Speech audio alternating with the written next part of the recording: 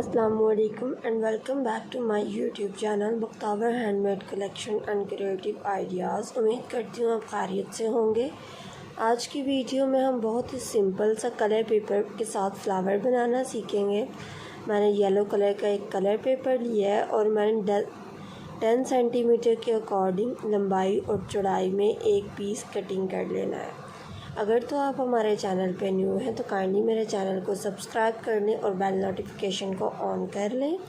इसके अलावा फेसबुक और इंस्टाग्राम के ऊपर मेरे पेजेस मौजूद हैं जिसका लिंक मैंने आपको डिस्क्रिप्शन बॉक्स में दिया हुआ है।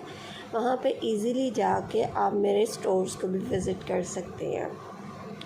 कलर पेपर आप अपनी मर्ज़ी से किसी भी मर्ज़ी कलर का ले सकते हैं, लेकिन आपने साइज़ जो है वो इतना ही रखना है जितना कि मैं रख रही हूँ। 10 सेंटीमीटर आपने लंबाई रखनी है और 10 सेंटीमीटर ही आपकी एक चौड़ाई का एक आपने पेपर पीस काट लेना है।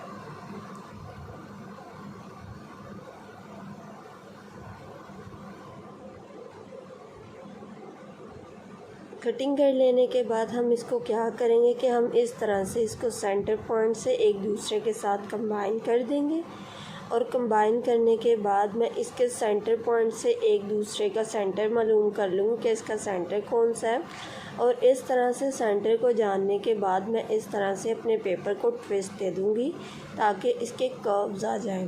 कर्व्स आने के बाद मैं इसको बाहर की जानिब टर्न कर दूँगी और इस तरह से मेरा पेपर का जो पैटर्न है वो बिल्कुल रेडी हो गया है। अब मैं क्या करूँगी कि पेंसिल से एक लीफ की तरह बना लूँगी ताकि मेरी पेटल्स जो हैं वो एक स्केच में आ जाए। पैटर्न आप अपनी मर्ज़ी से ड्रॉ कर सकते हैं। अगर आप इसके अलावा कोई और पैटर्न ड्रॉ करना चाहें तो फिर आप वो भी ड्रॉ कर सकते हैं, लेकिन मैंने इस तरह से ही पैटर्न बनाना है तो मैंने इस तरह से अपना पैटर्न ड्रॉ कर लिया है और सीज़र के साथ जो एक्स्ट्रा पार्ट है उसको मैं कटिंग कर दूँगी। इसके अलावा हमारे चैनल पे काफ़ी हैंडमेड आर्टिकल्स हैं, आप उनको जाके वीडियोस को भी विज़िट कर सकते हैं। वहाँ से आपको हैंडमेड क्रिएशंस के बारे में और क्रिएटिव आइडियाज़ काफ़ी ज़्यादा मालूम हो जाएंगे। मेरी लीव्स जो हैं वो बिल्कुल कटिंग हो गई हैं। अब मैं अपने पेपर को ओपन कर लूँगी और हमारा फ्लावर जो है वो बन गया है। अब इसको किस तरह से कंबाइन करना है, कंबाइन करने के लिए मैं इसकी एक लीफ को कटिंग कर दूँगी। थोड़ा सा पार्ट आपने रखना है ताकि आप ग्लू के साथ उसको पेस्ट करके क्लोज़ कर सकें।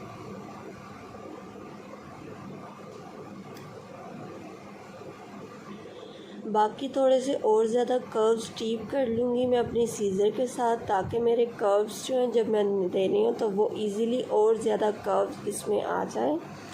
तो इसके लिए मैं सीज़र के साथ अपने कर्व्स को डीप कर लूँगी। अब मैं क्या करूँगी कि मैं थोड़ी सी वाइट ग्लू लूँगी और जहाँ पे मैंने अपनी पेटल को कटिंग किया था वहाँ पे ग्लू के साथ कंबाइन करके इसको क्लोज़ कर दूँगी। आपने उस वक्त तक अपनी थंब को प्रेस करके रखना है जबकि आपके कर्व जो है वो बिल्कुल कंबाइन ना हो जाए। इसके सेंटर पॉइंट में अगर आप चाहें तो स्टोन भी लगा सकते हैं, अगर आप चाहें तो कोई बीड्स वगैरह भी लगा सकते हैं। थोड़ी सी ज़्यादा ग्लू लगाऊंगी और साथ में इसके बिल्कुल सेंटर पॉइंट में एक बीड में लगा दूंगी। चाहे तो आप बीड एंड में लगा लें या चाहे तो आप कर्व से पहले लगा दें, वो आपकी अपनी मर्ज़ी है कि आप कब लगाना चाहते हैं। कर्व्स जो दिए जाते हैं वो सीज़र के साथ या किसी भी नुकीली चीज़ के साथ दिए जाते हैं। मैं अब सीज़र को पकड़ूंगी और ओपन करने के बाद इसको इस तरह से कर्व दे दूंगी।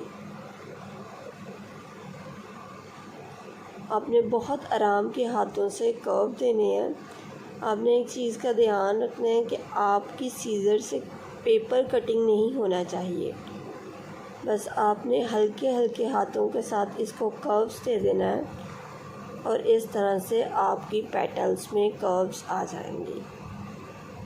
लीव्स में भी ऐसे ही कर्व्स दिए जाते हैं। अगर आप सिंगल लीफ बना रहे हो तो आप इस तरह से कटिंग करके अपने लीफ को भी बना सकते हैं। हमारा फ्लावर जो है वो ऑलमोस्ट रेडी हो गया है। अगर आपको कोई चीज़ समझ ना आए तो आप कमेंट में मुझसे पूछ सकते हैं, वहाँ पे मैं आपको इजीली गाइड कर दूँगी। उम्मीद करती हूँ कि आपको आज की ये वीडियो पसंद आएगी। अल्लाह हाफ़िज़।